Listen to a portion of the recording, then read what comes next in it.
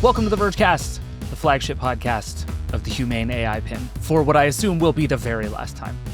I'm your friend David Pierce. Neil is out on vacation somewhere. I don't even know where he is. He's on a beach doing vacation things. He's gone. Jake Kastronakis is here. Hi, Jake. Hey, thanks for having me. It's been a minute. I'm very happy you're back. Allison Johnson is also here. Hi, Allison. Hello. Allison, you're going to hang with us for a while, and then you're going to go do more fun things than hang with us. But we have a lot of stuff to talk about. The Humane AI pin is dead. And I think we are obligated to spend several hours talking about that as the leading publication on all things Humane AI pin. There's a new iPhone. Amazon Chime is dead, which no one has talked to me about yet, and I have really strong feelings about that I cannot wait to discuss. There's a lot of politics stuff that we're going to wait and get to at the very end of the show. We are going to save as much Trump, Elon, DOGE stuff for the very end, and we're going to tell you when you can stop listening if you don't want to hear it anymore. All that is coming. But let's start with the iPhone. This like turned into sort of an accidental iPhone launch. Allison, you wrote the story. You've talked to folks. What is going on here? Tell us about this new phone. Yeah, so we've been kind of expecting a new iPhone SE successor for a little while now. The rumors were swirling. And what we got is the iPhone 16e. The SE series is dead, ?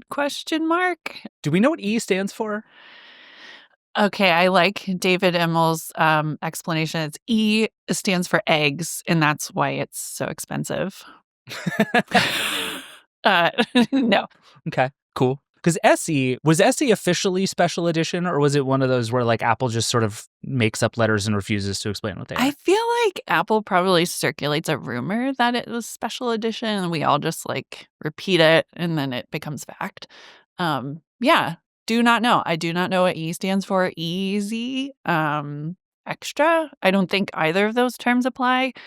So the gist is like, it's sort of an SE successor, but they're really positioning it as like part of the 16 family. So it's a 6.1-inch screen. It's basically like an iPhone 14 kind of chassis. So it's a modern phone, which the last SE was not. It had a tiny screen. And it does Apple Intelligence, of course. Has wireless charging, but no MagSafe, which is a very weird reality. Mm-hmm. And all the kinds of like modern iPhone things you would expect. Like, what are we on? A18 processor now? Oh, and the new Apple modem, the C1. So This is its debut appearance. So I want to talk about the C1 separately because I think that's super interesting. But the more I look at this phone, the less I think I understand why it exists. Except, like, if you just want to say Apple should sell a phone for less than $800, sure, fine, whatever. Apple itself has never bought into that theory. Like, this company has spent the entirety of its smartphone selling life refusing to sell cheap smartphones because it can make a lot of money and sell a lot of phones for a lot more money. So I don't buy that as the whole reason for the existence of the 16e. The SE, weirdly, I understood more because it's like, look, you want the little phone? Here it is. They did it with the mini. They did it with it's like, look, it's cheaper, it's smaller. It wasn't the little phone. It was we kind of forgot about this. We still have some lying around. Yeah, like, that's fair. If you'll take it, like you'll give us money, right. Sure. Yeah, it's like the leftover bin of funds, right. Which weirdly is a strategy I actually understand more. Yeah. Which I personally, I was offended by the SE line. The SE was embarrassing. Like that should not have been allowed in stores. This is a hot take. This is I think it's a completely reasonable take. This phone it had the design of essentially the iPhone 6. Mm-hmm. It has been a decade, and they were still selling that thing. Apple should have made the SE and just had it only be refurbished. Like just never even acknowledge that it's a new phone. Just jump straight to like it's in the clearance section at a Best Buy. Like that's what the SE should have been. Someone's old iPhone. Yeah. Right. And even though no one's ever had it, it's been sitting in a factory for 6 years. Right. So like, sure, it's old. Yeah. The previous SE the outgoing one, it was bad. I mean, the screen was way too small for like a modern phone. It did feel like kind of leftovers. But it cost $429 with like paltry 64 gigabytes of storage. So that's like kind of, you figure out that's like a $500 phone. So that was something. That was like, hey, Sure. you want a cheap kind of iPhone that exists. I didn't think anybody should buy it, but it was there. So this one costs $599 with 128 gigs of storage, which is like a reasonable amount of storage in a modern screen, but that's like way more expensive. So yeah, we're not talking about a cheap iPhone anymore. We're not talking about like the like cost to feature trade-off is just like all out of whack this time, I feel like. From the Apple making money perspective, I will agree. I don't totally understand, right? Because they want to go high end, expensive. From the value prop for the average buyer, my early take is this is going to be the phone to buy. Interesting. Right? This is almost everything you'd get from the standard iPhone 16 for $200 less. $200 for MagSafe, whatever. I could not disagree more. This is so fun. So really? We've all been reviewing phones for a very long time. And I think the thing that I have had drilled into my head over a decade is that the difference in actual cost in terms of like how people feel it between a $500 phone and a $1,000 phone is smaller than you think. And there has been no market for a $600 phone for 10 years.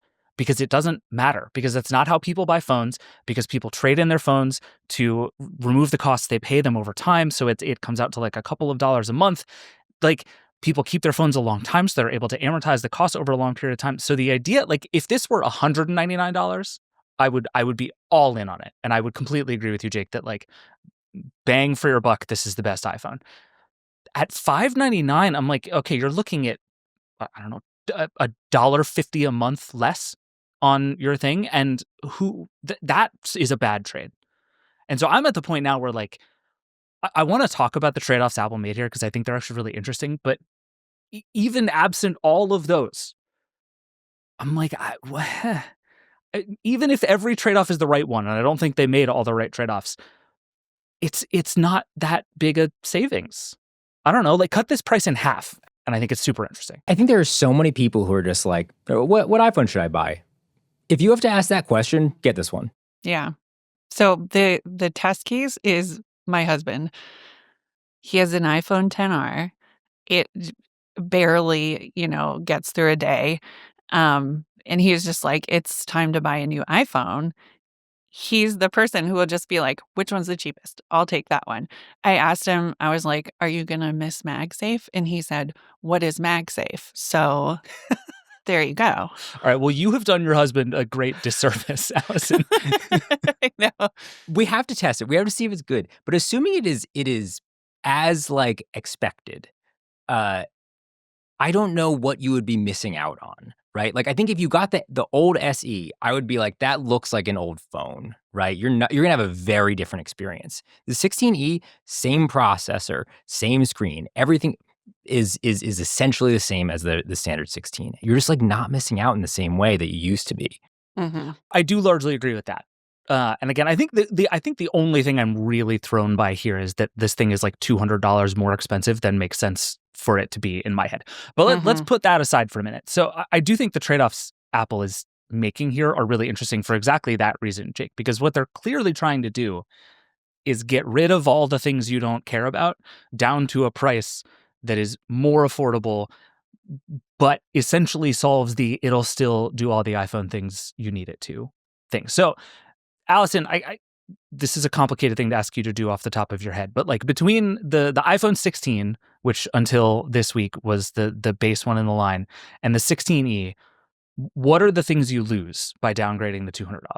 I think MagSafe is a big one. I mean, the complicating thing in there is that the iPhone 15 is still a thing you can buy. Right. So well, Apple... Ignore that for now. We'll come back to that. But I think the like the should you buy last year's phone thing just makes everything complicated. So let's just throw that out for now. Let's just go 16 versus 16E for now. Yeah. So 16E does the thing where it has one camera.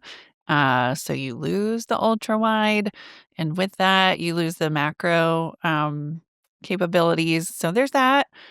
Again, not a thing my husband is going to care about. I keep coming back to. Yeah, it's not a huge list of things, I don't think. The camera control obviously is not there. You get that action button. That's kind of it. Am I missing anything huge? You lose the dynamic island. You get the Dynamic island. notch Yeah, instead. yeah. So If I'm being completely honest, you are a dynamic island fanboy. I know. No. I know. The opposite. I had to tap on my phone screen to double check and make sure that the 16 didn't also have a notch. Like, I cannot. I don't know. The dynamic island is actually neat. Like, as somebody who follows sports a lot, the idea of having the little live activities is great. I actually think Apple has done that really well. Don't think it's a thing I would like miss in a huge constant way if I didn't have it anymore. Pay $200 more and get better access to sports scores. That's a selling point. I feel like that would work. Yeah. The one other spec I think that has made a lot of people feel feelings is the 60 hertz display on the 16E. And I think, again, if the rubric is, does Allison's husband care? The answer is almost certainly no. We've talked about this on the show before, but like I downgraded from, I've had a Pro or a Pro Max every year for years. And I downgraded to the 16 because I wanted the blue one, a decision I have never for 1 second regretted. Like, I'm not kidding. It was such a good decision. The blue one makes me so happy. The 60 hertz display thing is like, it's really noticeable if you hold two phones side by side, one with a 60 hertz display and one with a 120 hertz ProMotion display. It is a real meaningful upgrade. I do not believe it has changed my day-to-day experience of using an iPhone one tiny iota. Like, I don't see it. I always notice it like right when I switch from a 120 hertz display to a phone with 60 hertz for like a day, and then I kind of forget about it. And then it's nice when I go back to the 120 hertz display. I'm like, ooh, this is really smooth and nice. But yeah, I think it's a thing you can put out of your mind, or a lot of people can. Some people can't, and that's fine.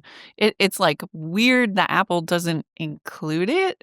It's, when we're comparing this to regular iPhone 16, it's like, yeah, they all have a 60 hertz display, but that kind of forgets the fact that like maybe they shouldn't. I think it sort of highlights. I mean, you can pick up any Android phone that's $500. It has a 120 hertz display, but I don't know. So the rumors, the rumorati out there are suggesting that the iPhone 17, just the standard one, is going to get the ProMotion 120 hertz display. Oh, interesting. Which I think maybe actually puts the 16E a little bit more in perspective. Like, you can see they're going to level up the baseline one. The Pro model already has a bunch of differentiators. I think it starts to separate those levels a little bit more clearly than the E versus the standard right now, where it's like, That is yet another piece of evidence that suggests something that I don't want to believe and have no evidence for, which is that the whole iPhone lineup is about to get more expensive. Oh. Which I think would make the 16E, I think, might seem cheaper in September than it does right now. And that is a thing that I worry about. Yeah, I believe that. I mean, I know you said we'd save politics for later, so I'll give this brief. But like, tariffs are allowed. We can tariffs matter to every gadget we buy. That counts. Is this phone $600 if the tariffs didn't hit? Or is it right? Or is it $600 because they know the tariffs are here? Because they know the other phones are probably going to have to get more expensive. That feels really possible to me. The thing, if this phone was $500, like sold, MagSafe, fine, whatever. It feels like a $500 phone that they're charging $600 for. So I will accept any theory about why that is. I do think there is an interesting piece of math in there that is what people are upgrading from and how much they're getting in trade-in value right now. Because I think, like, if you're coming from, I don't know, an iPhone 13, let's say, and you're getting like $300 or $400 in trade-in value, and that would turn a $500 16E into like $100 phone, like that suddenly becomes pretty compelling. And I think this is why the phone price thing is so complicated, because everybody is actually paying a different price. The price of a phone is not the price of a phone. It is actually dependent on so many other things, especially in the US, where everything is mediated by carriers and everything has long-term deals. It's just a mess. Like I have to buy my wife a new phone because she is just spectacularly good at breaking her phones. I love her very much, and she just can't keep a phone alive. And she's basically she's an Android diehard and absolutely steadfastly refuses to get an iPhone, even though it would make it easier to video chat with our entire family. Can we have her on the show? She would love to be on the show and tell me how irritating her phone choices are. Yeah, I need this. I need this. But she is basically like, all I want is like a pretty good phone that's pretty cheap. Which one do I get? And I have found that to be such a more complicated question to answer than I ever expected. Especially because like now I'm like, oh, well, the Pixel 9a is probably coming soon. But then as soon as that comes out, like the Pixel 8 will be a lot cheaper, and that's probably a better. And it's just like all of this is so confusing. And so I find myself spending less time worrying about how much a phone costs, unless it is like $300, and then it counts, right? Yeah. And then it's like, okay, this is a very cheap phone now. That's what it kind of feels like. The SE was in the territory of like, you could pay that out of pocket, or I think that a good chunk of people could pay that out of pocket. And it wasn't out of the question. An $800 phone is different. And then, yeah, once you get to $600, does that push it into the bracket of like, well, I don't have that lying around. I'm going to subsidize this through my carrier. And then you get into, what are the deals right now? What are they offering? And I did this with my hairstylist recently, when it's like, what phone do you buy? And we ended up starting with like, what carrier deals are there right now? And that's how we got to like, she has the Pixel 9 now. And it's such a sad state of affairs. It is. Like, it was like, coupons. What is Mint Mobile going to give you for free? And it was like, well, that was the better deal than paying for something else out of pocket. So yeah, it says an awful lot about the state of smartphones that is the case. Sure does. Let's talk about MagSafe, because I think this is of all the trades that Apple made, this is the one that I stuck on. And Allison, it sounds like you did the same, that it was like, is this a correct trade-off to make in exchange for making a phone cheaper? Jake, I don't know how you feel about MagSafe. Notoriously, Jake runs around the office hating MagSafe. So it's true. I have a Pixel 8, and so I have never even seen a magnet in my life. I'm not sure what they're used for. The thing everybody says about MagSafe is that it's for wireless charging, and that is true, but it's also only part of why I really like MagSafe. Like, I have no case, but I have a MagSafe pop socket on the back of my phone, and this is how I hold my phone. And that stays on there? It stays on. It slides around in a way that is like very fun to fidget with, and also very dangerous. But it has never once actually fallen off while I have been using it. So, okay. For now, we're still alive. But also, like, I have a stand here that I put my phone on when I'm sitting at my computer, so that I can look at it directly and unlock it that way and do like two-factor authentication and that kind of thing. I have one in my car that MagSafes too. It's like, I see it less as a charging system and more like an accessory system. And the MagSafe accessory system is actually really good now. And I think, like, there are going to be a lot of people who get this phone and switch from Lightning to USB-C, and that's going to be annoying but good, because all of your gadgets are going to be USB-C, and life with all of your gadgets being USB-C is better. But I think there are going to be a bunch of people who miss out on a big part of what makes the iPhone ecosystem great, which is increasingly filled with MagSafe stuff. So we don't have a lot of MagSafe in my house either, with my husband having the 10R. And you having every phone that exists simultaneously. I have all the phones, so I just do like regular wireless charging, which the 16E does do wireless charging without the MagSafe.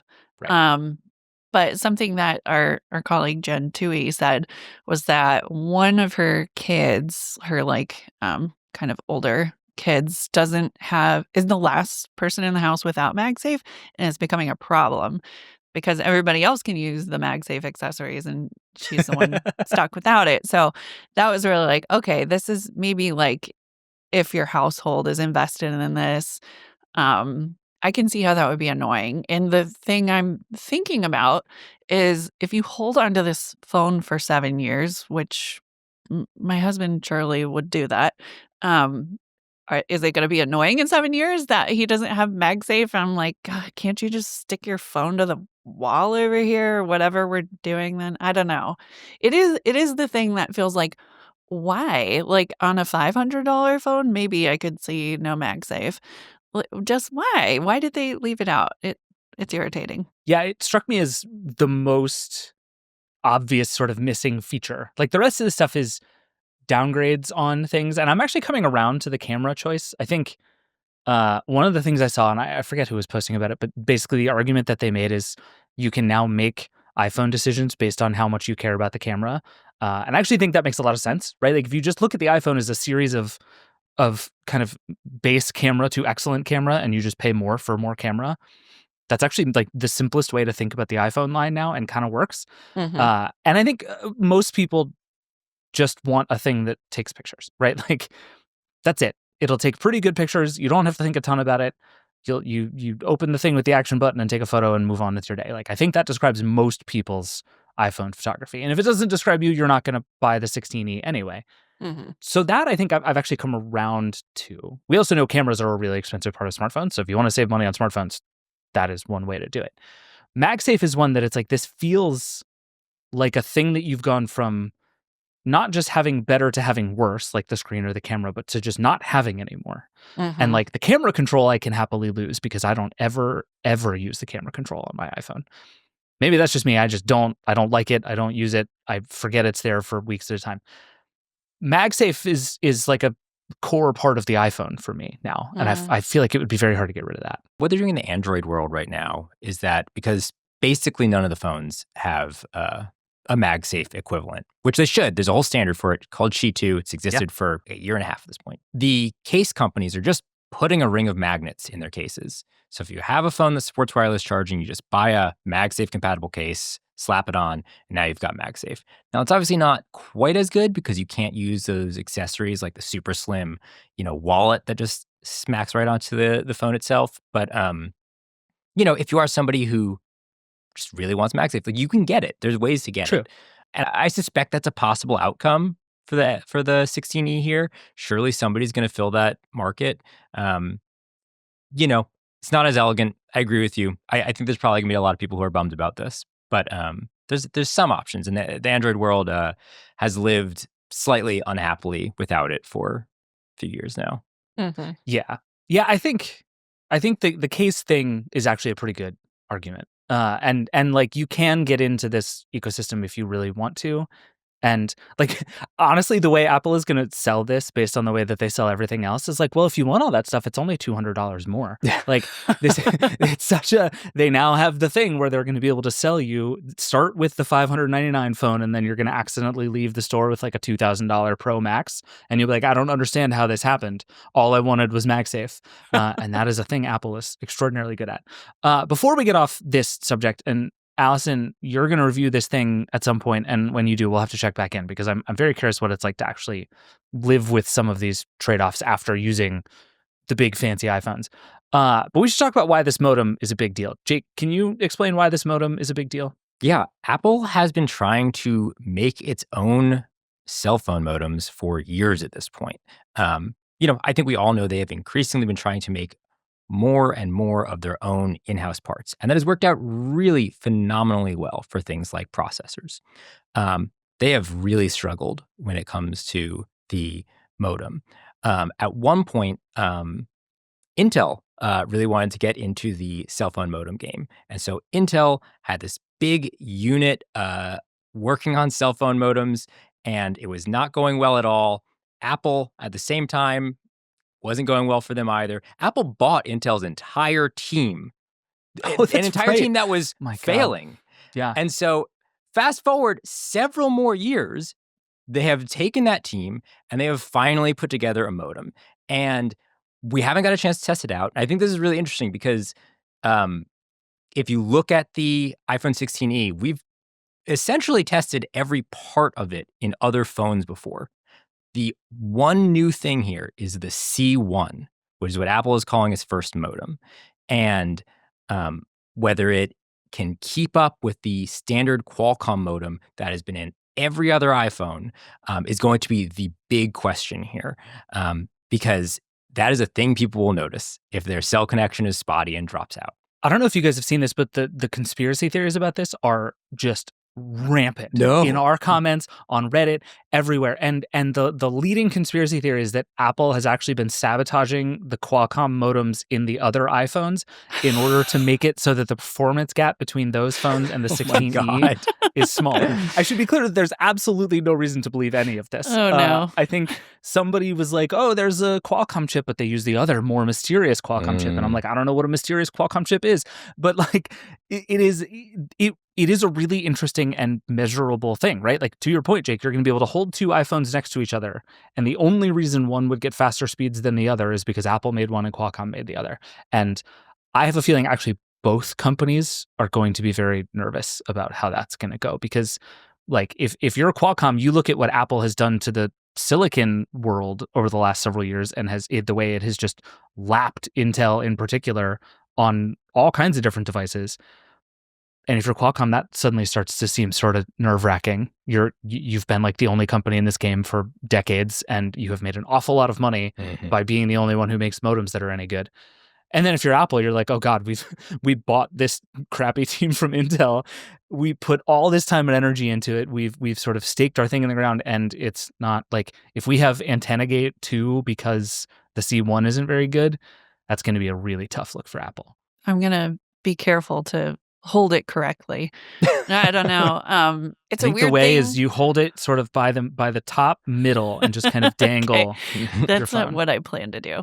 No, it's a really strange thing to be contemplating a review of this device. And it's like a modem is a solved problem, in every other phone, where I'm like, it's something I'm like aware of when I test a phone. It's a solved problem, parentheses, by Qualcomm, right? Yeah. In every way, it's just Qualcomm all the way down. You put the Qualcomm thing in your phone, it works. I rarely notice like, oh, the signal seems to be dropping out and it shouldn't. But yeah, this is something I'll be on, obviously, very interested in with the 16E. So we'll see. I'm kind of excited about it. I first got into tech journalism and reviewing phones like right as LTE was becoming a thing, which feels like thousands of years ago now. But like doing the thing where you just wander around on the streets taking 100 speed tests just to see what happens is like a surprisingly joyful part of the experience. Yeah, it's going to be a throwback. Yeah, it's great. I'm going to run some speed tests. I'm very curious to see. I will say the other thing that has come up a bunch in our comments is people who are now wondering if Apple making these modems in-house is going to make it easier / more compelling for Apple to put modems inside of MacBooks, which is a thing that I have hoped for many years and would very, very much love to see. I have no idea why any human would pay for that, but I understand. Like, I do not understand why Apple has not done it. Charge you an extra $200 for that? Done. Sure. I don't understand why they haven't done that. I would have agreed with you until an experience I had last year with the M4 iPad Pro, which was the first time I had my whole life sort of eSIMmed, and I literally just turned on the iPad Pro. I was like out at a coffee shop. I didn't connect it to Wi-Fi. I didn't do anything, and it was just online. I logged into my account and was just online. And it was one of the coolest technology experiences I've had in years of just like it's the difference between when you had to turn your computer on and off every time you used it and just opening the lid and it started to be on again, that all of a sudden like the whole thing just feels better and more accessible. This idea that everywhere I am I can just pop my laptop open and start working is like there's something real there. I would use a Starbucks hotspot from my house if it saved me money on my cell phone bill. Like what like adding another device to your thing. I understand. I think it makes a ton of sense for business users. It does sound amazing and magical, but It's a lot of gadgets. A lot of I know. gadgets. I say all that, but I've always been too cheap to buy the cellular Apple Watch for and it's the same thing, right? It is like magically connected everywhere is the whole pitch, and I get it and I want it, and I wouldn't pay any more for it. But I think I would on a laptop. I would almost never use it because I just sit at home on my Mac Mini every day, but like it would make me feel good. Yeah. I would enjoy it. All right, we should talk about one more phone before we get off of phones.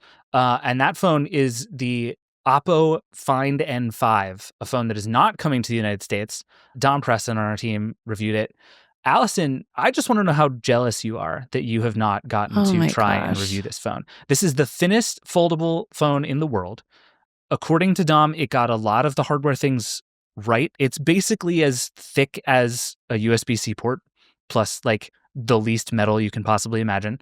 I believe, let me see, I'm just going to read a sentence that he wrote.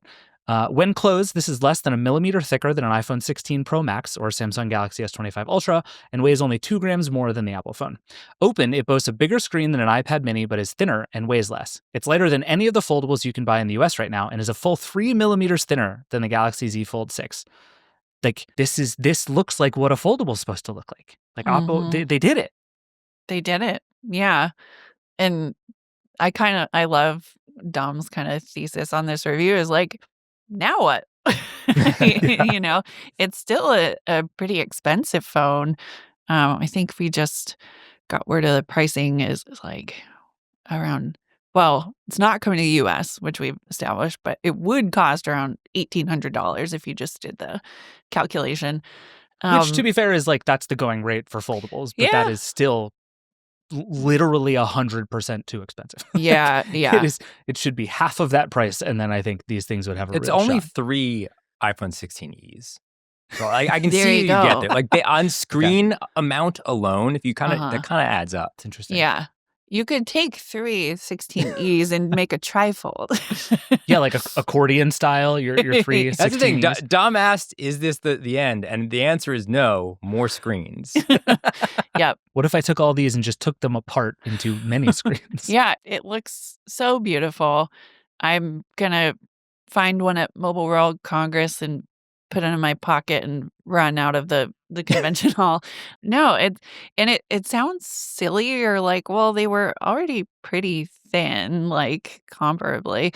But like every millimeter really does make a difference, especially when you're folding in half. And I just keep coming back to the Pixel Fold 2, whatever, 9 Pro Fold, where you're like, could that really be as nice as it seemed? Like the specs, the dimensions seem right, and then you pick it up, you're like, this is right. It feels so nice to use this.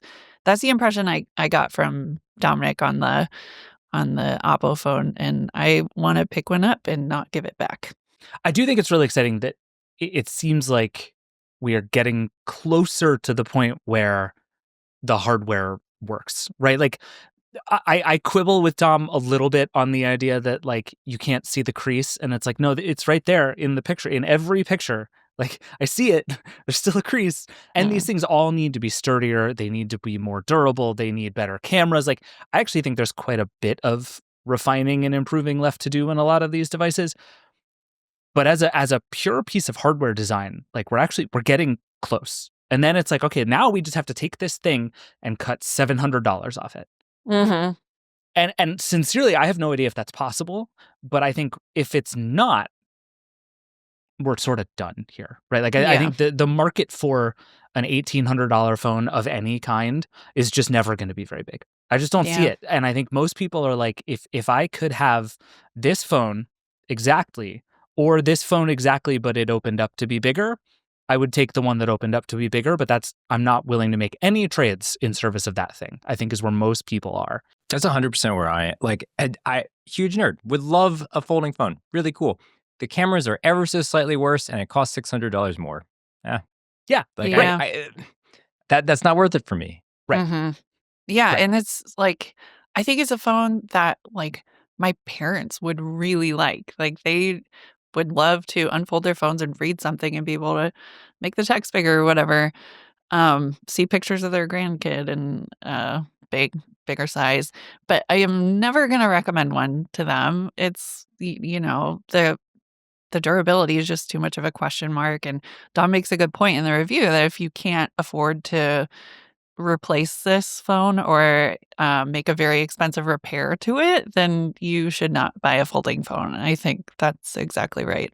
That's a good rule of thumb. Yeah, like if you couldn't afford to walk into the store and buy 2 of these, you probably shouldn't walk into the store and buy 1 of these. Have they Right. fixed the like your fingernail will crease the screen forever problem on foldables yet? Because that's horrifying. That's better. Yeah. Okay. You Better can is use still it. Yeah. I still don't risk it too much. And you definitely don't want to like have a piece of debris in your bag and like that like the phone folds over on. I've carried a lot of folding phones in the bottom of my tote bag, which is dusty and gross, and they've all been okay. But I haven't done that for like 2 years or 3 years, you know. So Yeah, the long-term durability of one of these is still the biggest question to me. Like is it going to break the first time you open it thing? Not completely solved from any of these companies, but like mostly solved. It's gotten a lot better than the like, oops, I accidentally peeled off the screen, which was not that long ago. But we're still at a point now where like that thing you just said, Allison, about like debris in your pocket is like you're gonna get a little nervous every time you just throw this into your purse or your backpack, and until you solve that, we're just not quite there. But we're getting there, and I think the idea that there are a bunch of companies pushing really hard at this design stuff is cool. And I wish they'd stop worrying about thinness and start fixing the durability stuff. But that's how I feel about all phones right now. The iPhone Air, I'm going to say this again in September. And whenever we get the Galaxy S25, was that the Air too? Edge, that's right. I feel the same. Like we're doing a thin phone year, and I'm like, what if our phones didn't break? That'd be cool. Right. I'm into that. I would like that. Yeah. But yeah, this thing is not coming to the US, which is sad. It's devastating. But we're gonna find one. There was a world in which we thought OnePlus might take this and launch it itself. I don't globally, understand right? why OnePlus just came out and we're just like, we're not going to do it. I know.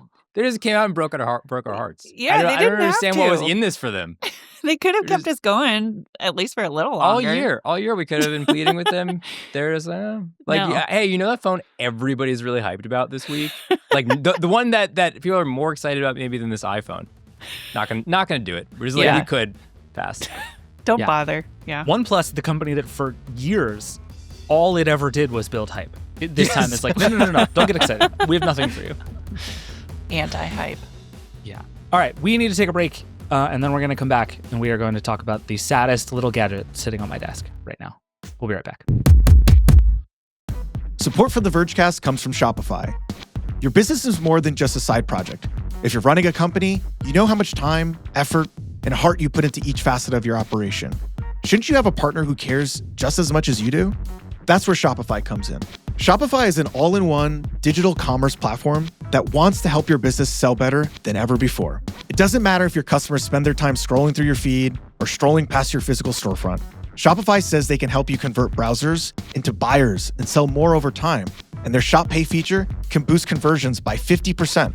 There's a reason companies like Allbirds turn to Shopify to sell more products to more customers. Businesses that sell more sell with Shopify.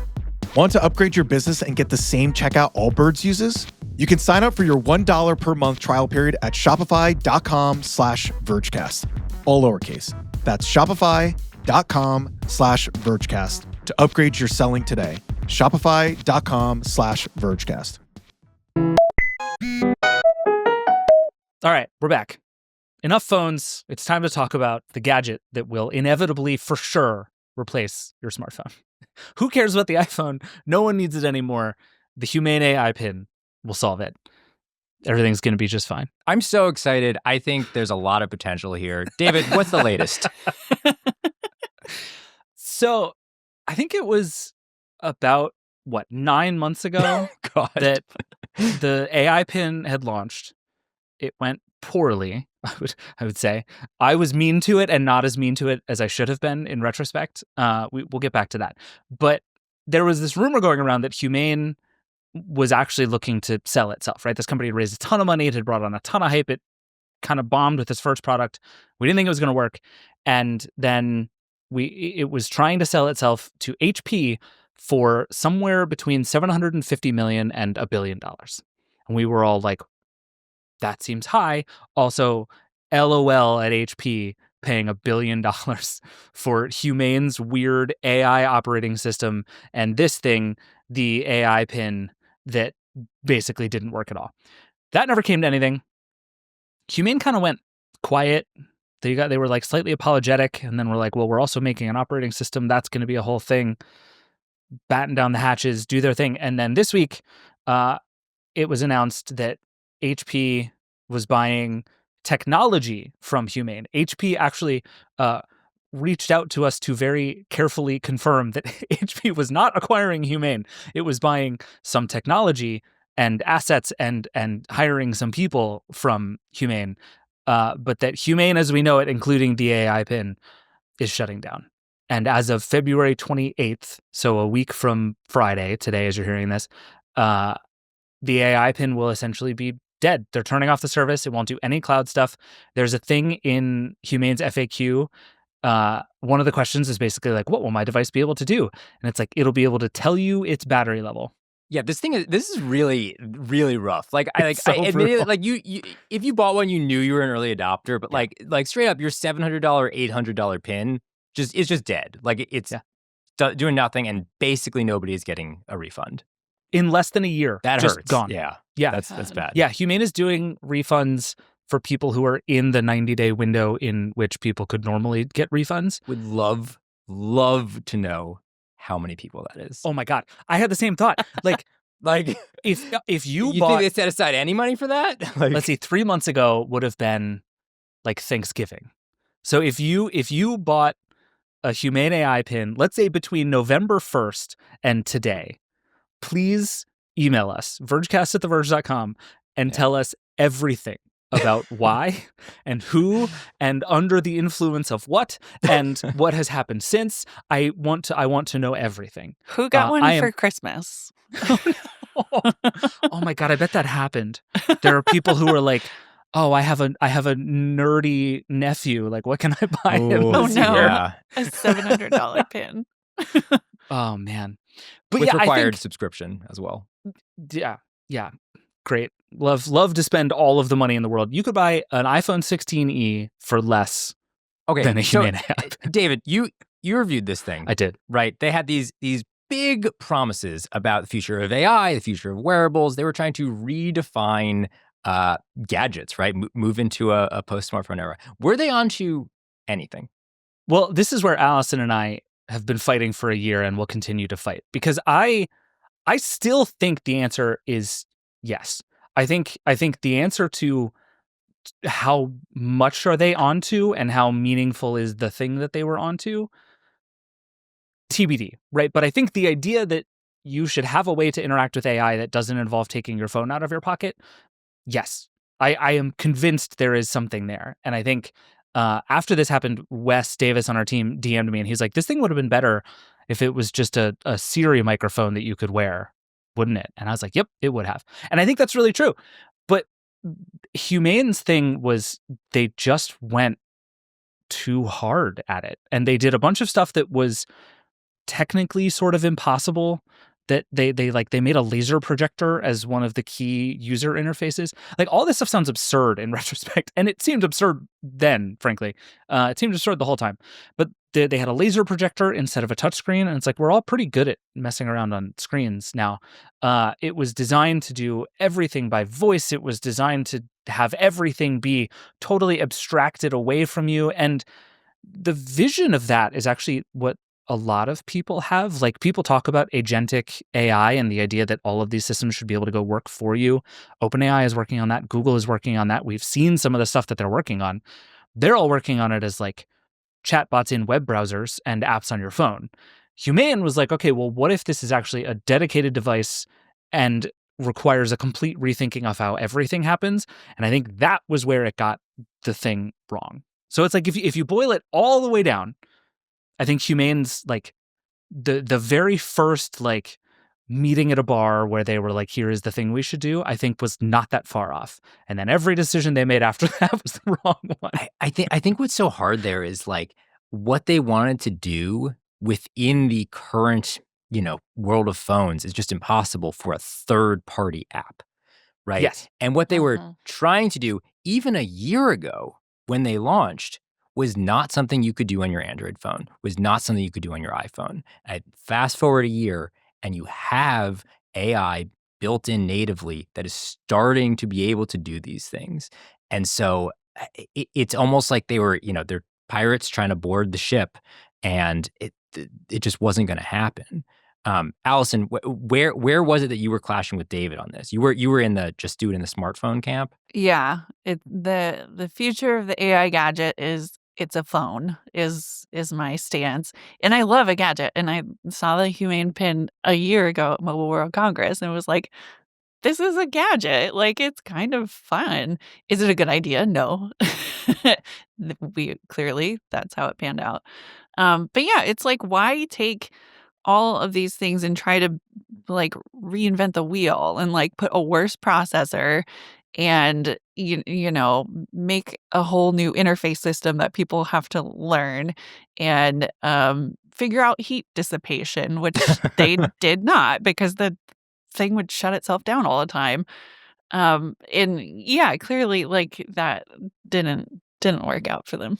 So, Allison, I think the it's a real bummer that the AI pin didn't work out because it makes your argument look even stronger than it did already. I noticed But that. I do think the thing to me that gives me the strongest evidence against everything should just be a phone is the camera on the Meta Ray-Ban smart glasses, because that is a thing in which my experience of taking photos is meaningfully different and in many ways better because I'm not holding my phone in front of my face. And so it's like that's the thing that I look at as like, okay, there are things we can do if we're going to sort of disintermediate the phone and put those components in different places that can be better for it. Yeah. And that's unfortunately the only one that I have found so far. But it is like that's the one I hold on to, that I'm like, maybe there is something to this. And I think the idea of a microphone that is also more accessible than the one in my pocket feels meaningful to me in that same way. And I think it like building on what the phone already has, like it already has a processing power. It already connect. Most phones can already connect reliably to cloud services with their Qualcomm modems or whatever. Like instead of throwing all that away and starting like way out here with something else, like the Meta Ray Bans makes so much sense because it just sort of starts with like, okay, here's one capability and it works with your phone and you don't need it if you don't want to carry it at that particular moment. And then kind of building on that, the way they've been adding the AI features, I think is way more compelling than just throwing it all out and being like, what if no phone? I've been thinking a lot about let's see, it would have been right about now last year. I went to New York to Humane's offices and actually like spent some time with Imran Chowdhury and Bethany Bongiorno, who are the co-founders.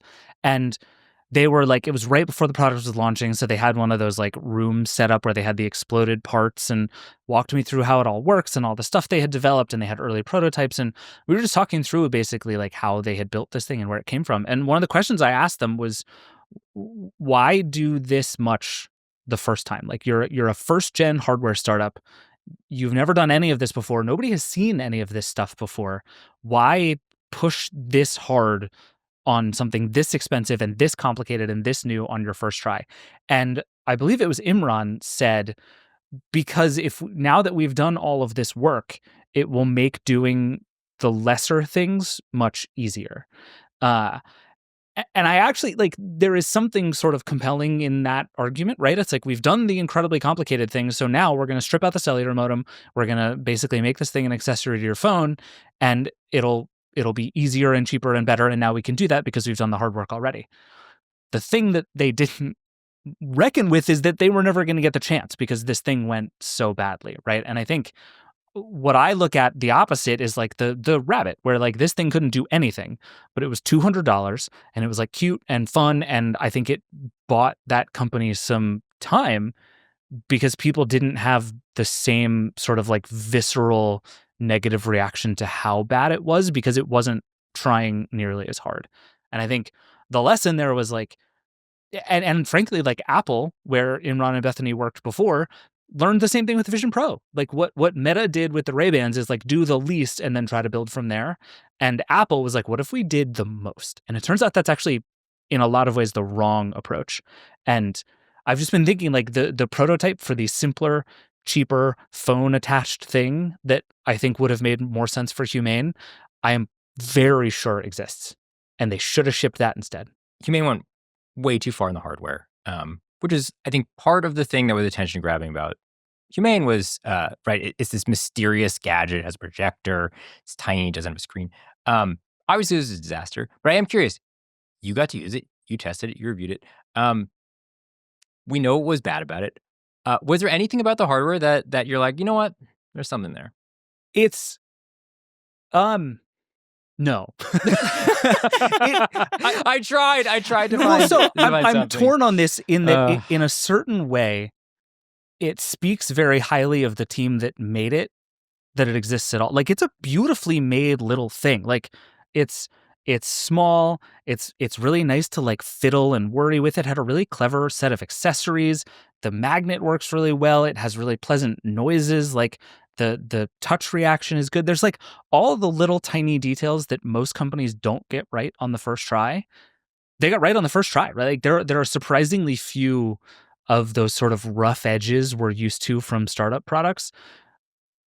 But then they had the opposite problem, which is that all the big things they were trying to do didn't work at all. And the big swings that they made were things like the laser projector, which just essentially was useless. Like the interface didn't make any sense. You functionally couldn't use it at all in any kind of light.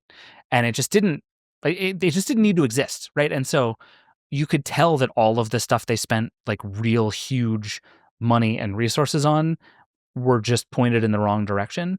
But then there's a team who was tasked with like making the thing nice, and they did a really good job. Like we talk about like polished turds a lot, and it's a real like we kind of mean it's an insult, but this is like a really nicely polished turd. It really is. I mean, it's like, right, like you said it, like the Rabbit sold because it's $200 and it's bright and it's colorful and it's nice. And this thing, also very pretty, just way in a different world.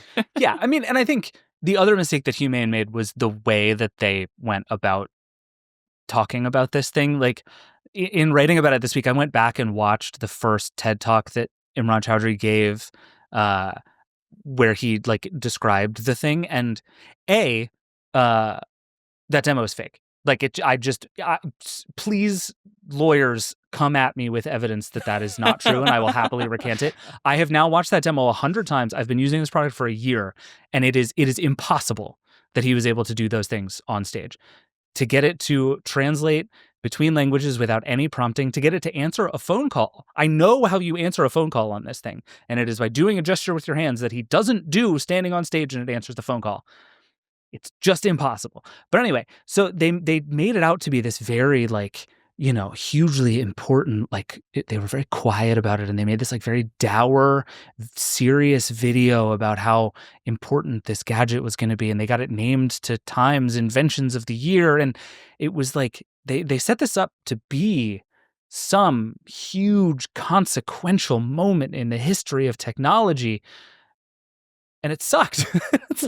I mean, it's very funny. Like it couldn't do what they promised it would do, which, you know, is kind of a big strike to start out with. But I think there's also this element of like they promised it would, you know, bring in this sort of new world of ambient computing where you're not staring at your phone so much. Things just sort of happen in front of you, and you don't have to worry about it. And I think what we see with the Meta Ray-Bans is people already wear glasses and sunglasses. That's really natural.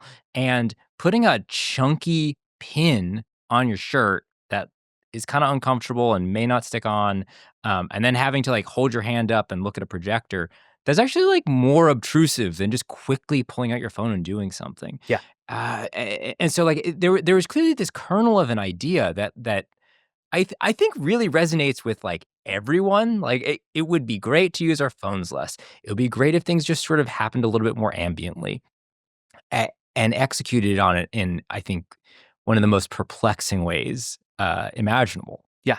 So Josh Miller, the CEO of the browser company, I don't think he'll mind me telling this story on the Vergecast. We'll see. Josh, sorry. introduced me not that long ago to this concept of novelty fatigue, which is basically that if you try to do too many new things, even if they're the right things, at the same time, it will feel wrong to people. And that actually what you have to do in product design is build slowly. Like you can have improved everything imaginable all at the same time, and you'll still leave people behind because it won't feel right, it won't feel familiar. And so that cadence of introducing novelty to people is actually a huge part of the process of product design. And I think like the most generous possible interpretation of what happened to Humane, and I don't believe this at all, but I think one of the mistakes that they made, and one way to look at all of this, is they just went way beyond novelty fatigue with everybody. They were like, we are going to reinvent everything about how you do everything all at once. And I think even if it had all worked, it wouldn't have worked because it felt wrong and it wouldn't have made sense.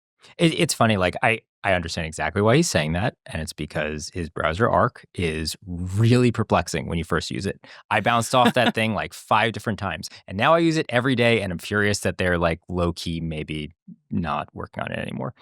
I think you're probably mostly right there, but I do think there's also this thing of like, you know, the two of you have tested every phone under the sun. I feel like usually you can tell if there's a little kernel of something in there that is working, you can see it. And I think you are right that they tried way too many things, but I'm not even sure if there was one thing that was clicking there for people. Yeah, just seems like the concept, really, and the way they sold it was like, yeah, don't look at your phone, just talk to this thing, just be free in the world, and like, who doesn't want that? But yeah, it has to work. But like, how are you free in the world when there's this like heavy, chunky thing, like literally pulling your shirt down? I think ultimately one of the most convincing arguments against the Humane pin from the beginning was everything about this makes more sense in an Apple Watch. And I think that is true. Yeah. Even the things about it that I like, which are like, it's not in my pocket, it's easier to access, it's something I can sort of discreetly talk to without having to stare at a screen. Like, we've found the wearable spot for that, and I think it's probably on your wrist. And I would say, like, straight up, I think it is like troubling and unfortunate and bad for technology as a whole that basically we have to wait for Apple or Google to do this, right? Yep. It would be great if Humane could come along and say, hey, we made a watch, it's going to hook into your iPhone, it's going to do all the iPhone things, and we've added all the stuff. That, right, in a world where they could do that, I would not be surprised if they had just done that. Yeah, this is why I'm so curious to see what Sam Altman and Johnny Ive are working on, because there is a version of some AI gadget that is essentially headphones or mostly just a microphone or something that is like give me a tool that just lets me do the sort of advanced voice mode stuff with my AI bot. And there's something pretty interesting inside of that, especially as these models start to get better and more capable. But again, you can't. It is not allowed because Google and Apple will not let you. Which also, like, Meta is freaking out about this. Like, this is going to be the big limitation on future versions of the Ray-Bans. Yep. Which is, I think, like a little frightening if you look at it, because the Ray-Bans are one of the most interesting and sort of exciting products because they're doing so much with so little. And clearly they have big dreams there, and it is not quite clear. Even if they could pull them off, it's not clear how much they can pull off. Metaphone. We need the metaphone. What was that called? Was that the Cha-Cha? Was that the Facebook phone? Was it the HTC Cha-Cha? I think there's a name my time. no one has said out loud in a really long time. Wait, I think that is still in the reviews closet. Cha-Cha was primarily designed for text messaging and also features tight integration with the social network Facebook, which includes a dedicated Facebook button below its keyboard, which allows users to quickly share content on the service. I just imagine like a poorly designed BlackBerry that they finished making, and at the very the last second, 5 minutes before they shipped it, somebody went, "Oh God, we were supposed to have a Facebook button," and just slapped it on the bottom. That's the HTC Cha-Cha. I never saw one in the wild. I'm gonna go looking for that. And if you owned one, get at me. I have a lot of questions for you. All right, so this HP thing we're just writing off, right? Like, there's no reason to continue to believe anything is going to happen here. The press release for this was so like damning in the way that it came out from HP. Like, can I just read you a sentence from Please. HP's executive? This is from Tuan Tran, who is the president of technology and innovation at HP. Humane's AI platform Cosmos, backed by an incredible group of engineers, will help us create an intelligent ecosystem across all HP devices, from AI PCs to smart printers and connected conference rooms. Like, just the fall from grace from we have found the successor to the smartphone to connected conference rooms and smart printers is just tough. I can't think of a place I want AI less than a printer. Like, printers are annoying to start with no extra, with nothing, no chatbot like making things up. Like, can you imagine? It's a nightmare. Listen, if they put one of those projectors in the printer, I think there's something there. It's like instead of printing, I guess projectors exist. I don't think it could get worse. Is my theory on the smart printer thing. Is like, sure, ChatGPT, like, let me just tell you the website I'm trying to print and you figure it out. I don't care. What could possibly go wrong? I'll describe it to the printer and it can invent the thing I'm trying to print. I love like it. That. Before we switch gears here, we should briefly talk about Rabbit, which I think is actually continuing to like push at the thing it's trying to do. Like, the R1 sucked. I like watching you very gently try not to give him too much credit. Yeah, like I want to give Rabbit the least possible credit while still giving them credit is where I'm at with Rabbit. But they're trying to do the thing.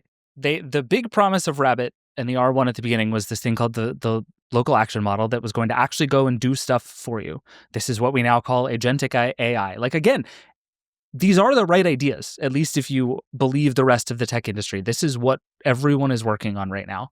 And Rabbit was actually relatively early to be like, we're going to build a thing that lets you do stuff and we'll go do stuff on your behalf. That stuff didn't work ever reliably in any way, because all it's doing is clicking around a virtual instance of a really insecure browser for you. But Rabbit has continued to poke at this, and I think smartly got pretty quiet for a while. Like, the thing came out, everybody's like, this is stupid, and then everybody's like, whatever, it's $200, I won't worry about it. And I think that like bought Rabbit a minute to just kind of go do their thing. And they've been slowly launching some of the stuff that they've been talking about. So the thing that came out this week is an agent that can actually go and use Android apps for you. And it's just a research prototype, and it's essentially like, if you've used Operator or any of these other things, or even like read the white papers, it's exactly what you think. It's basically like clicking around an app on your behalf, but like, it's starting to be able to do those things. And so I think, again, this question of, do I want it to happen on this device that is going to go in my pocket, or do I want it to happen on my phone that is already in my pocket? That's a big hurdle, even once somebody figures out this technology. But like, genuine kudos to Rabbit for continuing to plug away at this thing. And I think it'll be interesting to see where it goes. It's the other answer to your question, Jake, of like, how do you build AI for people if you aren't Apple or Google? How do you get in, without getting into those ecosystems? Is like, you make a little flashy gadget and release it and get a lot of attention. And then maybe they were just always going to do this, the large action model, and maybe it's like sort of tangentially related to the hardware, but it just clicks around for you. And like, it's interesting, it's intriguing, but I see it, and I think like, well, the app intents that's coming, with the like smarter Siri and iOS 18 is kind of going to be able to do those things for you. It seems like they're trying to shortcut their way around, like, we can't get into the operating system the way that Apple obviously can, and it's like a weird wonky kind of workaround. I do think there's something really delightful in that we were like, well, it's too complicated to get all the APIs and nobody can give us access to all this. Let's just train computers to be able to understand everything that they see and move a mouse around and just do all the things a human can do. And then we don't have to get actual access, which is just so wildly complicated. But also, like, I get that works, that you can do everything if you can do that. It's such a damning critique of like regulatory systems and capitalism that is the case.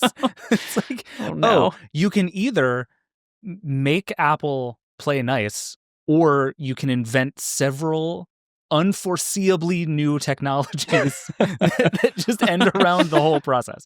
Yeah. And it's like, well, I guess we'll just go invent the new technologies and it'll be fine. To that end, actually, one more thing we should talk about before we take a break and then go to the lightning round is Amazon is having an event next week where I would say we're somewhere between like kind of confident and extremely confident that they're going to finally launch this new Alexa we've been hearing about forever. It would be so funny if this was just like, here's some new Eros, like the ones we launched this week. Look at Eros. Here it is. We did a Ring again. But I think it's going to be the new Alexa. And I think Amazon is the company maybe best positioned, other than Apple and Google, to build this AI stuff in a much more coherent way, right? Like it has lots of business relationships with the companies it would need to get the data to do this stuff. We've heard that it's working with providers more directly instead of like trying to do the hacky go to use the DoorDash website. They're actually going to like integrate with DoorDash in a more meaningful way. And if anybody has the literal resources and time and energy and whatever to bake this stuff in a way that feels sturdier than just clicking around a virtual Chrome instance, it would be Amazon. And yet every single piece of reporting and rumor about Amazon suggests that the new Alexa is going to be very bad. And I don't know how to feel about that. I still do not think people are going to pay for this. Yeah. Yeah. Oh, they're going to charge? That's the rumor has been that it's gonna come with an upcharge. And I don't think that's a good idea. I mean, Google and Microsoft have both found very quickly that people will not pay extra, and they're starting to roll it back. So like now in Workspace, you just get it for free. And you're like, can I turn off Gemini? And Google says, absolutely not. Under no circumstances will you turn off Gemini. Gemini is going to ask you every time you try to type anything if you wanted to type in your address they put instead. The Gemini button in the spot where the comment button used to be. Oh, no. And oh my God, is this driving me insane? Command-Shift-M, Jake. What? Command-Shift-M. This is... Ooh. It'll change your life. This is great, David. I'm talking to you for an hour and a half every day. Select the text, Command-Shift-M. these hacks. They'll change that. They'll change that to be Gemini. And then what will you do, David? Then I'm done. I'm switching to Teams after that. I don't know. All right, Allison, we're gonna let you go. Thank you for joining us. You're gonna have to come back once you've used the 16E and report back on life without MagSafe because I'm very curious. Sounds good. Thanks for having me. All right, and we're gonna take a break, and then we're gonna come back, and it's lightning round time. We'll be right back. All right, we're back. Time for the lightning round, unsponsored for flavor. I just want to say, I suggested on the show, Jake, you were not here for this, but Neil, I just randomly out of nowhere called the lightning round unsponsored for flavor like 2 weeks ago. He didn't know what he meant by that, but it has stuck in my brain ever since. And last week I suggested that we should make t-shirts that say unsponsored for flavor on it. And you would be amazed at the number of people who have since told me they would buy these t-shirts. So I can't promise this is going to happen, but this is now a thing I'm increasingly excited about. you guys talked literally the entire lightning round into existence. So I think there's something here. Listen, if we can make a shirt that just says emails that is a reference no one gets, I think we can do unsponsored for flavor. Yeah. I feel good about it. All right, we have a lightning round. We're going to do this lightning round in 2 parts. First, Jake, you and I are going to run through some news. We're going to talk about some stuff, and then we're going to stop. We're not going to take a break. We're just going to stop. And then we're going to call Lauren Feiner, who is going to come in, and she's going to tell us about the week in Trump and Elon and DOGE and various governmental shenanigans. Everyone's favorite segment, Brendan Carr is a Dummy, is on hiatus for this week while Neela is on vacation, but we'll be back with a vengeance on next Friday's show. And so we will give you a moment to stop listening. If you want to stop listening or watching or experiencing us in whatever way you experience us when we start talking. So that's what we're going to do. But first, Jake, let's run through some news. Let's roll. The first thing I would like you to do is explain quantum computing to me. Yeah, easy. in We like have 1 how minute. much time now? Yes. Okay, so there's these little yeah. Okay. Sorry, should we describe the story? Yeah, so Microsoft announced a thing called Majorana 1, which is a new chip for quantum computing that includes several amazing words that I would just like to say to you out loud very quickly. Microsoft called it the world's first topo conductor, which kicks ass. It also has a new material made from indium arsenide and aluminum, also kicks ass. There is a thing called a topological qubit.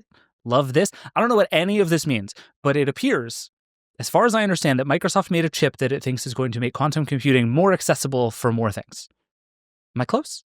So I think it's one of those, I think with all of these quantum computing achievements, there's a little bit of like a maybe, like nobody's quite sure. It's a stepping stone towards something bigger. I will say, I think, with AI, if you had asked me 3 years ago, is AI going to happen in our lifetime? I would have been like, not a chance, not even close. And with quantum computing, I have been the same way, where I'm like, I don't need to worry about this. This is like, it's not a thing. It's just not going to happen. And there have been a bunch of really big announcements about quantum computing recently. And it feels like, the researchers in the field are maybe finally taking steps there. And I don't think the answer is that we're going to have Majorana 1 chips in our houses anytime ever. Yeah. But I also, one thing I'm starting to realize about quantum computers, you don't necessarily need them to be everywhere. You just need one quantum computer and you can do a lot. And I think we're still quite a ways away, but it's a cool name, cool chip. Yeah, I think the thing that is making it feel more real for me is exactly what you just said. The idea that this is not like the next computer that you own in your house. It's the next thing that exists in a data center that makes all of this stuff vastly more powerful. Yeah. And it's really interesting.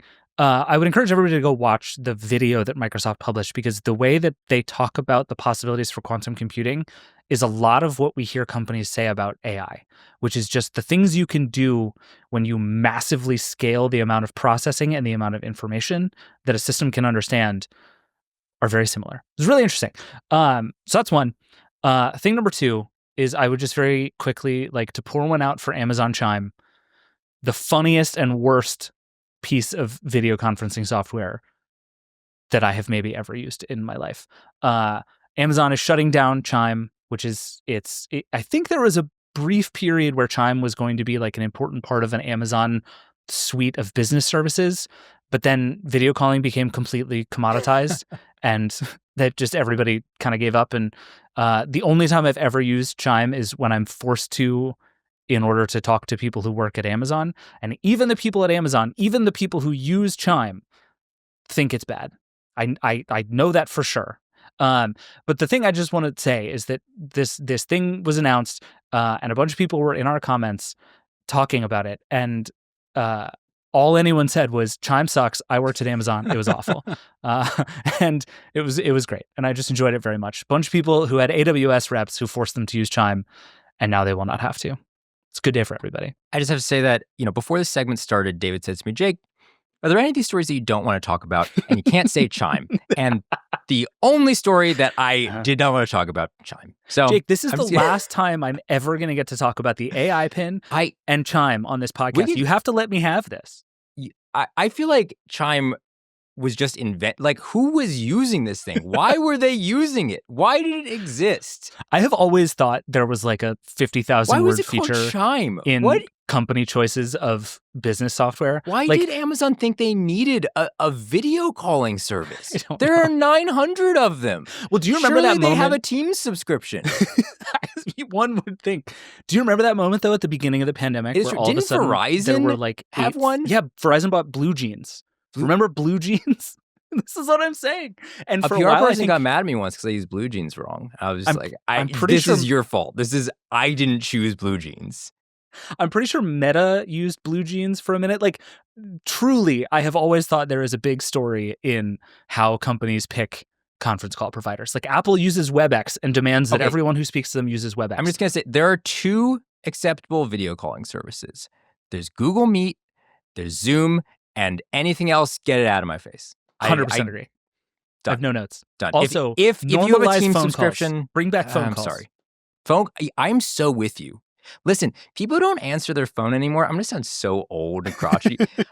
Listen, anytime I get a phone call, I'm like, ooh, who's calling? I want to pick this up.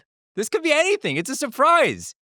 It's exciting stuff. It really is. It's always spam, but that's why nobody answers. I had a person I was talking to for a story this week text me right before we were supposed to get on our Google Meet, and she was just like, "Hey, can we instead just do a phone call so I can like go on a walk?"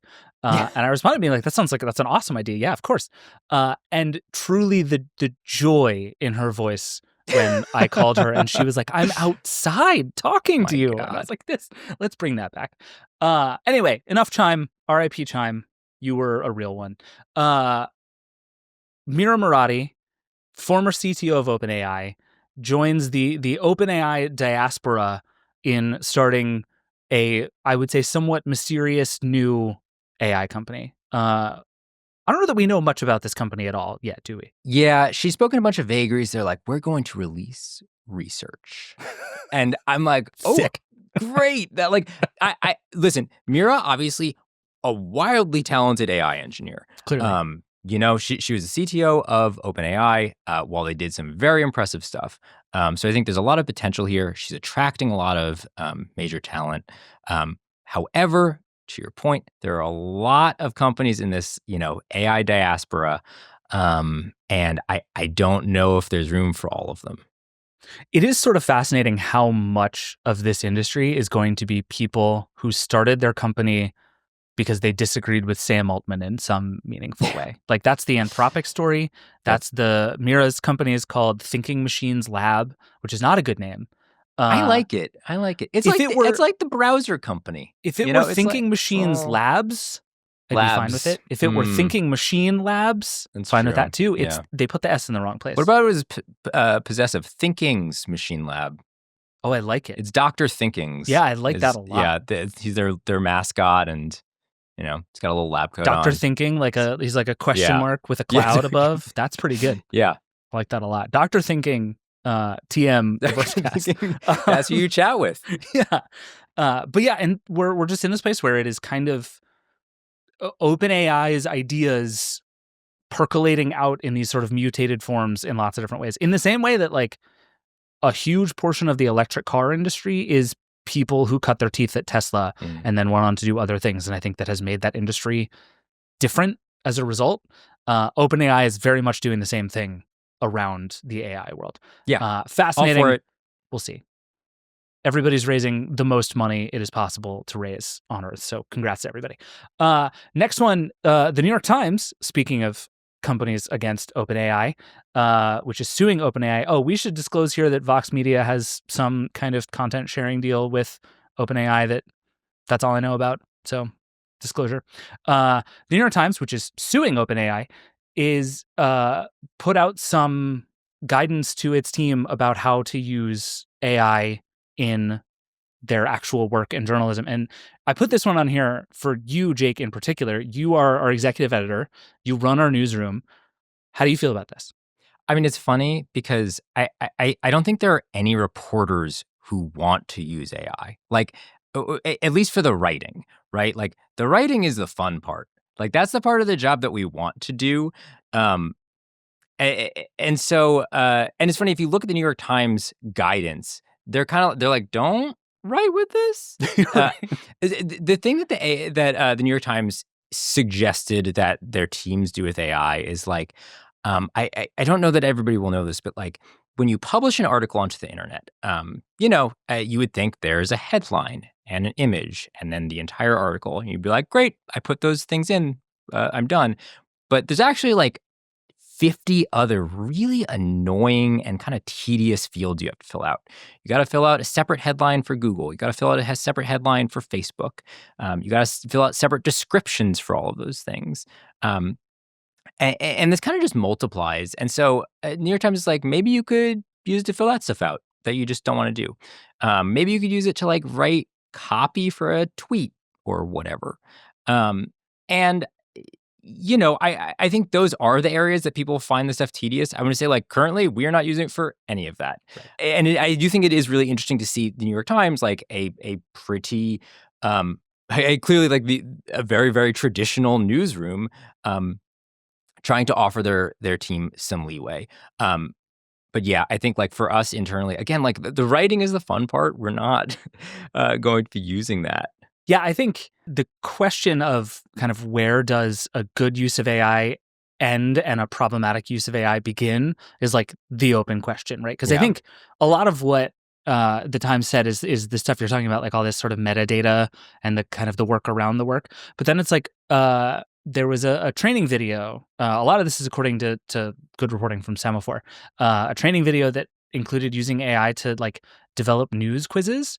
And that's a really interesting one because to some extent, that's a real, like, honest to God editorial product. And I think the thing ultimately becomes for me with AI is like, okay, great. If it can like do this stuff faster, like I can like potentially see it. But once you're having AI put together a large body of work, the amount of work you personally are going to have to put in to fact check it, to make sure it is correct, is potentially going to be more work than if you had just done it.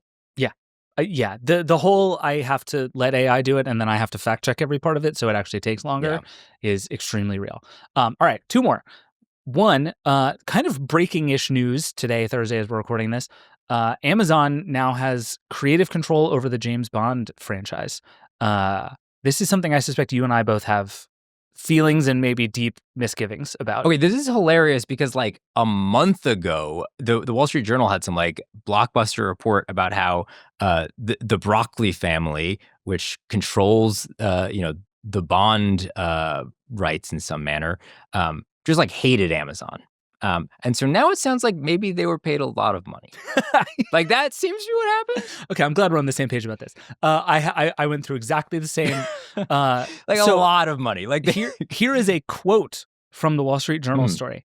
To friends, Barbara Broccoli, who has for decades overseen all of the James Bond stuff, has characterized her thoughts on Amazon this way. These people are fucking idiots.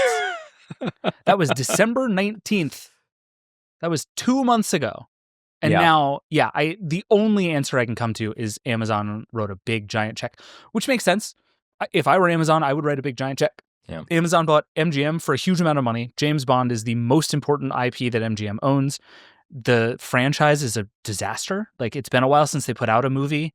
The franchise is great. Like, I love James Bond movies, but in recent years, it's been a mess. They don't have a movie. They don't have an actor. They don't have a script. Like, James Bond does not exist because the Broccoli's and Amazon have been at this stalemate. So at some point, write the check so you can start making James Bond movies is just the obviously correct thing to do. There's something very like old school and nice about, the franchise having, I don't know, this protector. And obviously it relies a lot on the Broccoli's having good taste and making correct decisions with the franchise. I think they've done okay. I'm not a Bond expert. I don't, but I do think like, oh, good. The mega corporation that owns lots of things now controls one of the most lucrative franchises in existence. Like, yeah, like this. If you want more Bond content, this is fantastic news. If you want more good Bond content, TBD, strong TBD. It really does feel like we're like one turn of this away from like a Prime Video series where James Bond is wearing like Amazon Basics t-shirts, and this all just like James Bond is going to start appearing on Thursday Night Football. Okay, but the Bond Alexa voice, that's going to be good. Oh, that I would be into. I would take that. Yeah. But then it would have to say Alexa at the beginning of every single, like as if it was Bond. That's good stuff.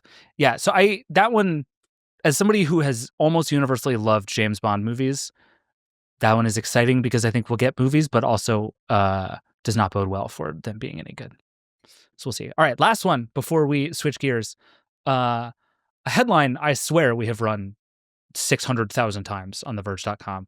Spotify's hi-fi streaming could finally arrive this year. We can't help ourselves, Jake. Chris Welch has a tradition every year on the anniversary of Spotify saying it would launch a hi-fi streaming service, posting, hey, they still haven't done it.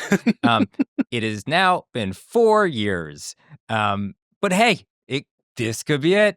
This could be the one. You know what I think? I think no one will care anymore. I think, ironically, it has been so long that the number of people who were like psyched about the idea of truly lossless streaming has gone down to almost zero. Everybody just bought AirPods and moved on with their life. And so the rumor is, or the story here is, Spotify's going to add an additional subscription for $6 a month that gets you hi-fi and like early access to concert tickets and some other features. And I think like feels like a hard sell, because I think you're right. Like, do people care? It was hard to tell that you were listening to FLAC under even the best of circumstances. And every other music service just includes it in their default plan. So like, I'd like it, but yeah. Yeah, it'll be interesting to see. Yeah, the report is that there's going to be a new tier called Music Pro, and it'll be fascinating to see what Spotify can put in there, because obviously Spotify needs to figure out a way to charge people more money in order to make all of its investments in Joe Rogan worth it. And the question of like what else will people pay for remains relatively hard to know, I would say. All right, hard pivot time. If you do not want to listen to us talk about Donald Trump and Elon Musk and politics for the next, 20 minutes, turn off the Vergecast. We're done. We're already way over. We did it for you anyway. That's it. That's the Vergecast. But there is a lot going on, and we have to talk about this stuff because it matters and it is important to everything The Verge covers. So Lauren Feiner is going to join us right now, and she's going to walk us through all of the latest in DOGE and Elon and Trump and chaos. So let's get into that. Lauren Feiner, welcome. Hi. Thanks for having me. We have brought you here for a new way of talking about governmental chaos on the show, which is quickly and at the very end. I think this felt like a good week to do this because there's been like a lot has happened, but not that much sort of hugely new stuff has happened. So this felt like a good moment to just kind of catch up on all of the goings on, because I think unless you're paying attention minute to minute, all of the little stuff adds up to so much that it can be hard to keep track of. So at the risk of making you do a completely unfair thing that is impossible, walk us through what has happened this week. Let's start with Doge. What's Doge been up to this week? Oh, Doge. Well, Doge has been continuing to be showing up at different government agencies. Yesterday, there was some reporting that the 19-year-old Doge staffer who's gone by Big Balls in the past showed up at CISA, which is the cybersecurity arm within DHS. Can I just say, by the way, that the speed with which we've all just gone to saying Big Balls without it like being, you don't even notice that it's like just saying a person's name. You're like, oh yeah, Big Balls was there the other day. It sucks, and I hate it. Yeah, we do have a federal office named after a meme coin, so at this point, everything is fair game. Yeah. Yeah. But anyway, keep going. Yeah. So, I mean, we've seen, Doge continuing to do its thing. We've seen some attempts to, pull back on that. So far, there's kind of been this like mixed bag from the courts. A judge ruled this week that Doge could keep accessing government data for now. Basically, they said, this emergency motion, there wasn't enough there to keep Doge from transferring data from a handful of government agencies immediately. But the judge also indicated there could be a different ruling on the merits later on. So, they're continuing to move forward at this point. And, in the meantime, it even in an accelerated way, the courts are going to take time to sort all of this out. And in the meantime, a lot of government employees are still being laid off. The CFPB was gutted late last week. Pretty much all their technology staffers that help investigate the tech side of things within fintech have been let go. So, a lot of this is already, the damage is going to be done. And it's still causing a lot of chaos around here. And that's kind of the bet, right? Is that the speed with which this team can work will outpace anyone's attempts to stop it, and the damage will essentially already be done. Exactly. I mean, Musk has been known for, sleeping and on factory floors, trying to just work around the clock to get these things done. And there was reporting earlier on that this is part of it. He's thinking he can kind of outpace government staffers that he sees as lazy or not that productive, which, a lot of government staffers that I've talked to find pretty offensive. These are people who have devoted their lives to these jobs that are in the civil service, and they, in a lot of cases, especially in tech roles, take big pay cuts to work in these sort of roles. So, yeah, that does seem to be the bet here, that they can just move forward at a pace that accomplishes what they want to accomplish before the courts can catch up. And it also seems like it's not like Doge is like covering itself in glory and getting everything right and making a series of incredibly like smart, thoughtful decisions too, right? Like, what was the $8 million versus $8 billion teeny tiny miss that they made this week? Right. So there was on the Doge website where they try to keep track of like everything they're cutting. There was this I guess decimal place error, where there was a contract that they claimed to have cut that they listed as $8 billion, but it actually was 8 million. And the problem might have stemmed from an issue in how that number appeared in a different government database. But it kind of just goes to show that this is something that's being done very quickly, maybe with not a lot of checking on the finer details here. And I think that Elon Musk has even said, there'll be some error. We're not always going to get it completely right, but um, that's to be expected. But at the same time, when you're talking about government services that impact a lot of people, it's really important to get it right in a lot of these cases. There was a Wired headline this week that was like the Doge incompetence is a feature and not a bug. And I've been thinking about that ever since. Like, doing well is not the point, right? Like, you call this whatever you want. I keep talking to people who are like, well, they're not even like identifying the things that would save all that much money. And I keep being like, the money is not the point.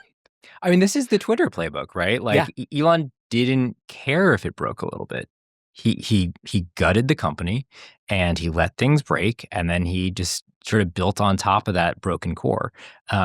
It's one thing when it's a microblogging service or whatever, and it's another thing when it is the federal government of the United States, and there are millions and millions and millions of people who rely on getting checks and services and benefits to survive. In many ways, we optimize to make sure that everything happens correctly, and he is optimizing to make sure that there are no, he claims to be optimizing for making sure that there's zero error. But in doing that, there's going to be so much error in what gets missed because he's just pulling stuff apart. Yeah, Liz Lopato and I were joking on the show a couple of weeks ago about like, thank God we filed our taxes early before Doge got into the IRS and blew it all up. And it now seems like Doge is in the IRS blowing it all up. And I think like we've talked a bunch about what will be the thing that really makes this feel real for people, because so much of this is like theoretical, right? Like Big Balls has your social security number, right? Like that seems bad, but it's hard to know what to do with that. That's like a very 2025 sentence, but I think most people don't really know what to make of that piece of information. But this thing about like, oh, it's my tax refund is going to be massively delayed or canceled or taken away from me for political reasons is like, those are the things that may start to happen fairly quickly here. And it's going to be some mix, like you're saying, Jake, of like commission and omission, right? Things that fall apart on purpose and things that fall apart because there's literally no one left to pay attention to them. Yeah, I definitely think that's going to be the thing that gets people kind of clued into what's going on here if things that they rely on start to break, or, they're not getting their VA benefits or Medicare benefits or things like that. I also think that there might be some things that won't become apparent for quite some time. For example, at the CFPB, who's checking on the consumer complaints now? Who's getting back to those? And that might not be something that you file every day or even, every year. But at some point, it's going to become apparent if, those sorts of complaints aren't being answered to. Yeah, wasn't there a bill last week to increase bank fees? It's like, this is the sort of thing that the CFPB exists to make sure does not happen, and that overdraft fees can't kill you as a person who made a mistake with your ATM card. Like, these are the things that we just don't have in place anymore. Lauren, a couple of specific things I do want to touch on here. One is Trump's executive order about the FTC and the FCC. Can you explain that? I can try. It's the best we can hope for. Yeah. Yeah. Basically, in this new executive order this week, President Trump basically asserted that the White House has this kind of authority to supervise what have typically been independent regulatory agencies like the Federal Trade Commission, the Federal Communications Commission. And these are agencies that the president does get to select who leads the agency and therefore sets the agenda, decides what things get voted on or not. But at the same time, they're staffed by other commissioners from different parties. There's rules about how many commissioners from each party there can be. So there's somewhat of a balance there, and it's hard for a chair to just unilaterally lead an agency in a certain direction. But in this way, it seems like the president is trying to assert this kind of oversight over these independent agencies to, it seems, make sure that their agenda is in line with what he wants. So that's really contrary to how these agencies have worked in the past. Obviously, he's already installed people that he seems to think align with him in his political values. If you look at Andrew Ferguson at the FTC and Brendan Carr at the FCC, and some of the recent statements they've made. They have been just thrilled to talk about how much they love doing Donald Trump's bidding. Like, if anything, you're underselling the extent to which he already has lackeys in charge and has decided that was not enough. Yeah, I'm confused why he would even need to do this. Like, is Brendan Carr going to go rogue and be like, what? Net neutrality is pretty good? Yeah, I think, obviously, I think this applies to many more agencies than just those two. I think it would apply to agencies like the SEC, for example. But, I think it just is another way of Trump asserting his power and asserting his influence over as much of the federal government as he can. And I don't know exactly what it will look like for this to be executed. It seems like he kind of wants these agencies to run by what he calls significant regulatory actions by the executive office of the president. What does that entail? I guess it remains to be seen. But basically, it's just another way to exert this sort of influence. And, whether that's going to be through official or unofficial communications with these agencies, I think there's going to be some level of kind of trying to get these agencies to work in a way that's in line with the president's values. Clearly, there is no pretense of separation of powers anymore. Like, that's not the Trump administration has let go of the idea that they even need to pretend they're interested in the separation of powers. I mean, you have Trump saying, well, was it when someone saves his country, no laws are broken? They're all saying they're just going to ignore the judges. Like, it's pretty straightforward what is happening here. It's just been interesting to see, Jake, to your point, where they feel like they need to actually put pen to paper on this stuff and where Trump can just like truth social it into existence and hope that works. Yeah, everything's just like YOLOing, like seeing how far they can go with it. Well, I think a lot of these executive orders, it's, we've seen an executive order, I think on maybe the first day of his presidency, where he kind of just said, yeah, the First Amendment exists and, we can't censor. And it's like, yeah, it already said that. Yeah, that one's been there a while. But I think there's just this sense of wanting to assert via executive order, here are my values as president, and here's how I am going to lead this office. Yeah, makes sense. All right, last one, tariffs. We got tariffs going so well for everyone, I would say, have gone just swimmingly for everyone involved. No strangeness. So we're doing more of them. We're doing more tariffs now. Yeah, so Trump was threatening a 25% and higher tariff on chips. And we've already seen Acer saying that it's going to raise laptop prices 10% in response to the 10% tariff on incoming goods from China. So, they're kind of saying, all right, we see you're raising this, we're going to raise our prices. And I think that's exactly the thing that a lot of economists have feared, is that this is really going to raise prices for consumers. I think the Trump administration would say in the long run, this is going to be better for consumers. It's going to make things more fair. It's going to provide more opportunity within the U.S. But that's a pretty big gamble here. I love Acer's response here, where they're just like, it's yeah, prices can go up 10%. Like what? Like it's 10% tariff, 10% price hike. Like it's kind of it. That's literally how it works. Like we're just we've been waiting for somebody to say this, and finally, Acer CEO came out and was just like, it's math. Yeah, like, that's your it. government made it 10% more expensive, so now it's 10% more expensive. Yeah. It's just science. What is your sense, Lauren, of how this is working as a political move? Because I think it's like there are all kinds of complicated economic rationales behind all of this, but I think one thing Trump has always said is that this is like a move of power and strength for the Trump administration, and it is like a statement of purpose in the world. And with Mexico and Canada, they were kind of like, we're doing it too, and then Trump was like, never mind, and it doesn't feel like it's working. Is it working?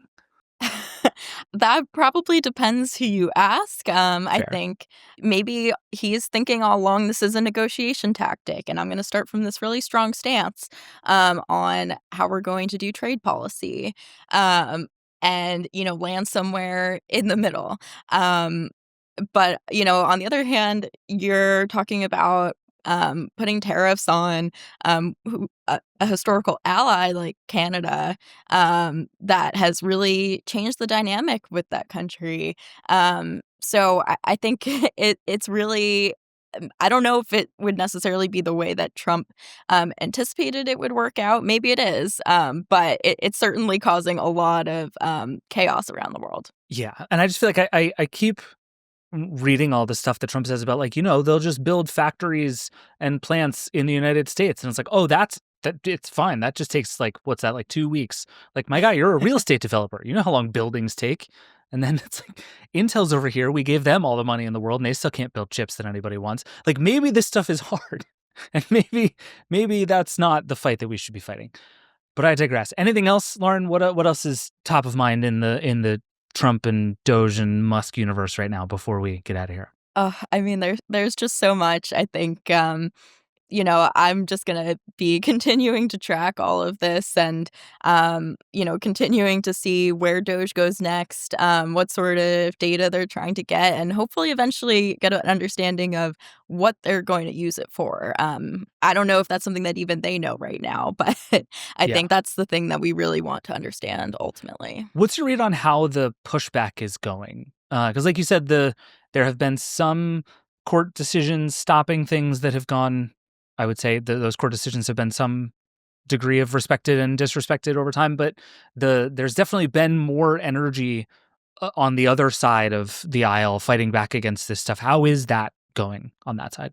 Yeah, I think we've seen a little bit of success from the opposition. We've seen some court orders that, at least put some sort of pause on, accessing or changing data or, further firings. But it's definitely been kind of all over the place. We saw that the Treasury Inspector General said that they'd investigate DOGE's access to the payment system, and that was in response to Senate Democrats who had asked for that kind of investigation. So, we're starting to see a little bit of this opposition gain some traction. That said, like I mentioned earlier, there's a lot that it seems like DOGE is already doing that could, you know, mess up some systems or access data or lead to layoffs that are really hard to undo later on. Totally. All right, Lauren, thank you for coming and doing this with us. This was extremely helpful, and I think we're going to have to do this more. We need to get out of here. I have officially made Jake late for a meeting that I promised I was not going to make him late for. We've gone way over. Thank you both for doing this. This was incredibly fun. Hopefully Neil just stays on vacation. We don't need that guy. We'll be back next time.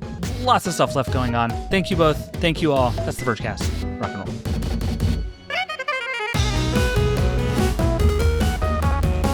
And that's it for the Vergecast this week. And hey, we'd love to hear from you. Give us a call at 866-VERGE-11. The Vergecast is a production of The Verge and the Vox Media Podcast Network.